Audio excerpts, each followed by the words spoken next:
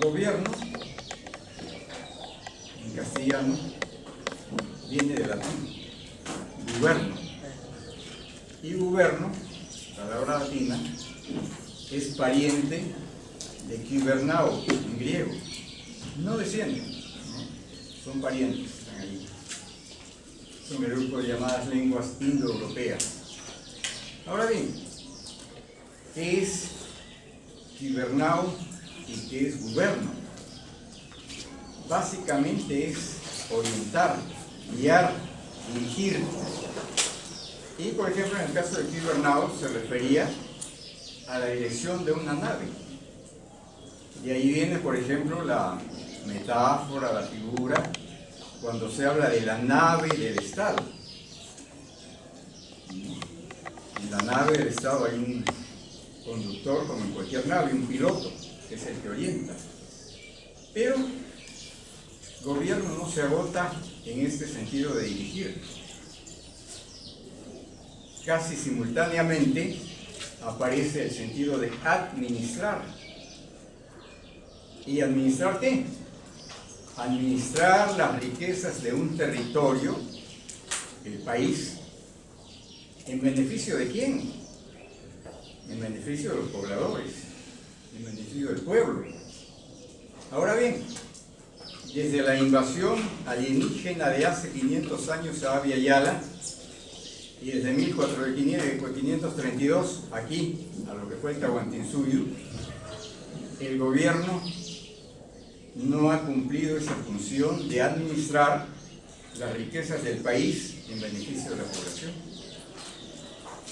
En la época de la colonia o virreinato, y esto era perfectamente explicable, los que administraban este país lo hacían en función a los intereses de Madrid, a los intereses ni siquiera de España, no del pueblo español, a los intereses de la camarilla que en Madrid manejaba el Estado o el Imperio español.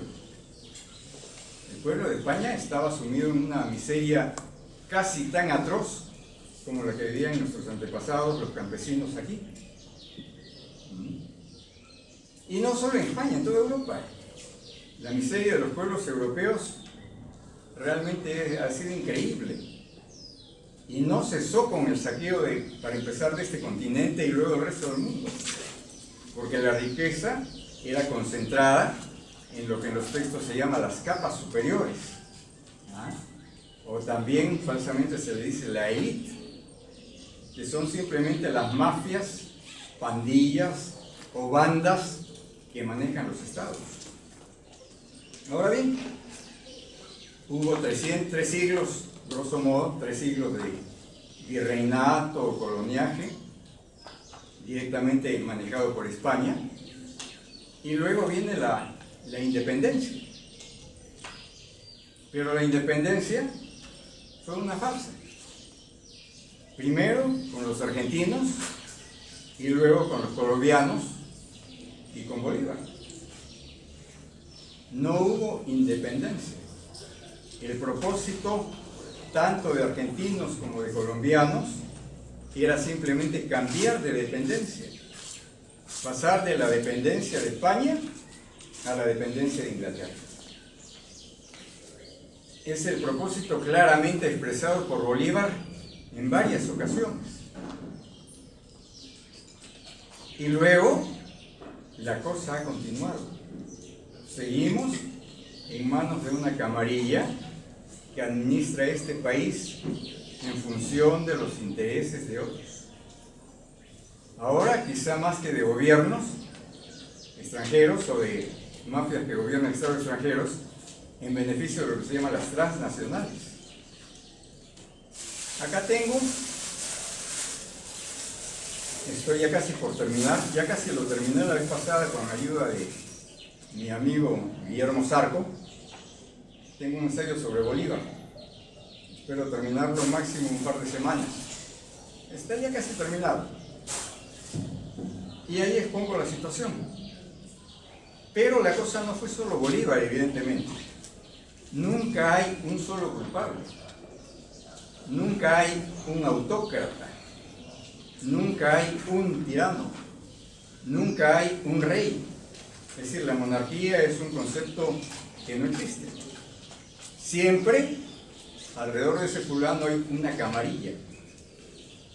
Y cuando ese fulano incluso va en contra de los intereses de la camarilla pasó con Napoleón.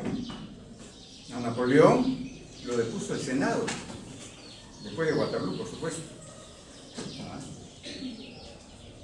Napoleón no quería irse, lo depuso el Senado. Stalin, una de las figuras, uno de los llamados autócratas, tiranos de Rusia, cuando la camarilla se cansó de él, no lo votó. El pobre murió. Murió gracias a los cuidados médicos. Y el caso de Bolívar tampoco quería irse. El caso de Bolívar lo depusieron acá en Lima, después que se fugó prácticamente, lo depusieron en La Paz, lo botaron de Bogotá y lo botaron de Caracas. Esa es la historia de Bolívar. Es decir, las mafias que él dejó instaladas en el poder, que se llaman gobiernos, lo botaron. Y los pueblos apoyaron la medida. Ahora bien, y acá viene un punto que nos concierne directamente. Aquí, por ejemplo, hay una cita de la historia del Perú, de la República del Perú de Basadre, donde Basadre dice textualmente: se gobernaba por medio del terror que inspiraban las tropas colombianas y en especial el general Lara. Es decir, Basadre, que es tan cauto en sus juicios, Basadre es uno de los conservadores del modelo de Estado que sufrimos, está reconociendo que lo que había era el terror. Y ese terror no terminó en la época colonial. Ese terror continúa. Ese terror sigue presente. No acá. Acá ya pasamos. Mi primer ensayo en el blog fue un homenaje a la memoria de Alfredo Torero y Fernández de Córdoba, con quien fuimos colegas, y del 80 al 90, profesores y alumnos veíamos desaparecer misteriosamente a los alumnos. Y por cobardía, lo reconozco, y está escrito en el artículo de homenaje a Torero. Creo que tú lo tienes, Guillermo. Si a alguien le interesa, pues hay que ponerlo otra vez en circulación. El único que se atrevió a defender los derechos de los alumnos, como los que están acá sentados, se llamó Alfredo Torero, y a quien no lo recordamos, quizá ni siquiera sabemos quién fue. Aparte de ser el más importante quechólogo producido por este país, y no solo quechólogo, fue un especialista en todas las lenguas autóctonas, o en la mayor parte de las lenguas autóctonas. Aparte de eso, se dedicó, que era la tarea del maestro. Yo no la asumí. Tampoco la asumieron mis colegas, si es que esto me sirve de consuelo. Y tampoco los alumnos, excepto los que estaban involucrados. Entonces, él sí asumió la lucha. Le costó la prisión, torturas, estar al borde de ser asesinado. Por algunos motivos logró escapar, se fue, pero justamente murió a raíz de las torturas. Un cáncer que vino padeciendo algunos años hasta que, bueno, pues se fue. Por otro lado, como todos nos vamos a ir, pero la cuestión es no irse avergonzado, y la cuestión es irse consciente de la realidad en que se vive. Y la violencia no terminó del 80 al 90, ni del 90 al 2000. En esto que, claro, el tema principal es Bolívar, pero es un recuento de la historia que viene a partir de Bolívar. Está casi paso por paso, y simplemente a mencionarlo, ¿no? Cómo la violencia nos sigue acuchillando. Ahorita está la violencia.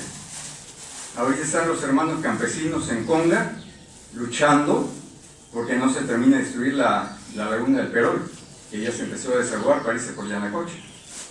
Y el Estado, su función es estar al servicio de las transnacionales y enviar sicarios. Hay dos textos, es decir, como libros interesantes. Uno es el de Jorge Loracán, que se llama Los orígenes coloniales de la violencia. Otro es el de Pilar Roca, que se llama Terror en los Andes, la violencia como método de gobierno. Y luego incluso también está en caricaturas, o algo así, en caricaturas, dibujos animados, Barbarie, cómics sobre la violencia política en el Perú, 85-90, historia gráficas de la violencia sí, pero esa violencia que ya pasó, aparte de la que sigue, ¿no? Esa violencia que ya pasó, aparte de la que sigue, está acá.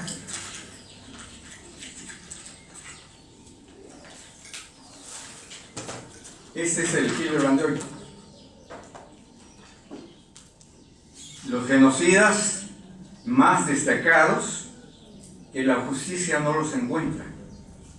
Así como, por supuesto, la justicia no encuentra a Belaúnde del Ocio ni a Orellana, y no se atreven con López no sé cuánto se llama el otro, porque son muy cercanos al entorno del presidente Moisés Humala, que además fue el capitán Carlos, y su ministro del Interior fue el capitán Arturo. Es decir, torturadores profesionales. Entonces, y cuando hay violencia, evidentemente, se están pisoteando los derechos humanos. Y se están pisoteando los derechos humanos. Hace pocos días asesinaron al alcalde de Tepiachato, en lo que la prensa llama un confuso incidente, pero donde le pegaron un platazo, un cachazo que le rompieron la cabeza, el cráneo, lo metieron en la maletera de un auto, cosas absolutamente prohibidas por las disposiciones pertinentes. Lo metieron a la maletera del auto y el auto pues lo lanzaron al río. Y ahí murió el alcalde de Tepiachato, que estaba encabezando la protesta contra el envenenamiento de su ambiente ahí en Tepiachato, en la región de la Convención, en Cosco. Entonces, estamos con la violencia encima, estamos con la violencia a cuestas. Ahorita no la sentimos porque, felizmente, entre comillas, la población de Lima está quieta. No era así cuando yo ingresé en el 60. Los universitarios salían, y digo salían porque yo me quedaba en el balcón mirando, sí, por supuesto, también lo reconozco. Las cosas son como son y se dan como se dan, o se dieron como se dieron. Pero entonces había mucha mayor participación y mucho mayor compromiso. Los estudiantes salían y enfrentaban. Ahora el ambiente se ha tranquilizado, nos hemos un poco obejizado o domesticado. Y no me refiero, por supuesto, solo a los estudiantes, que sí, pues en primer lugar deberían ser quienes estén ahí, sino la población en general. Los sindicatos prácticamente han desaparecido, los obreros desorganizados simplemente se dedican a sobrevivir, lo cual es natural, porque en cierta manera esta es una juventud dorada. Hay obreros, hay peones, hay albañiles que tienen que trabajar 12 o 14 horas para sobrevivir simplemente. Ya incluso los profesores están amenazados de no tener pues jubilación. La asistencia médica es pésima. Uno va pues y claro, lo atiende un médico, lo bota a los 2 minutos, le da una receta, lo digo porque estoy en salud, y uno va y la receta es urgente, y el empleado le dice, no hay, regrese dentro de 15 días. Y cuando la cosa es urgente, bueno, pues hay que ir a la botica a gastar sus centavos. Entonces, ¿para qué diablos hay este seguro llamado ahora de salud? Y eso, por supuesto, también es violencia. Atentar contra la salud del pueblo es violencia. En el número anterior de Hildebrand, que lo compro religiosamente todos los viernes, porque es el único que más o menos informa. En el número anterior de Hildebrand había en 2 páginas sucesivas 2 notas totalmente incoherentes de Hildebrand. Le tengo cierto respeto, no mucho. En una decía, votaré por el mal menor, estaba Susana Bianchi, pero en la página anterior, juntito, decía que los orfelinatos no hay plata, no tienen plata. El presupuesto ha sido reducido y entonces se ha cerrado el comedor. Pero la burocracia dorada, en la cual hay una parienta de Susana, porque Susana pertenece a lo que se llama la clase alta. Entonces, la burocracia esa dorada, que ganan 16, 18, 15 mil soles, ellos van a continuar ganando sus sueldos. Sueldos también entre comillas. Hay sueldos que no son sueldos, hay sueldos que son robos, evidentemente. Pero los niños que se mueran de hambre, que vayan a mendigar, que se dediquen a pirañitas, que por ahí roben alguna fruta. Antes se les llamaba a los pájaros fruteros o los pirañitas, ahora ya ni siquiera se les llama. Realmente no sé cómo sobrevivirán, pero para mucha gente la tarea de sobrevivir es bien dura, muy penosa, terrible. Y todo es producto pues de este sistema en el cual de la independencia de España pasamos primero a la dependencia de Londres y ahora estamos obviamente en la dependencia de Washington. ¿Y cuál es el interés de las potencias que dominan este país? Sacar de acá la mayor cantidad posible de riquezas, no solo oro, plata, cobre, uranio, maderas. Y simplemente las ovejas a dejarse esquilar, a ver que nos